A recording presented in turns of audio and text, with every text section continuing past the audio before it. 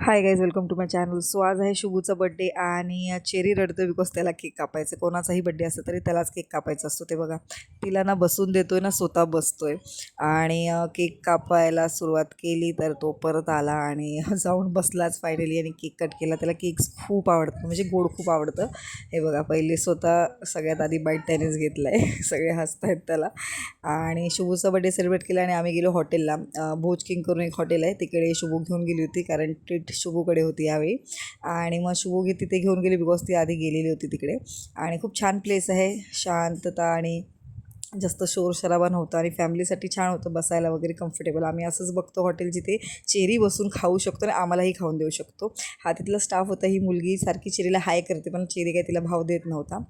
आणि मग खायला सुरुवात केली. मसाला पापड स्टार्टर मागवलं होतं, नंतर चिकन क्रिस्पी आणि अजून सूप मागवला होता.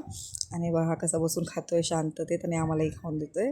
आणि मग थोडा वेळ झाला आणि जेवणाला उशीर होता.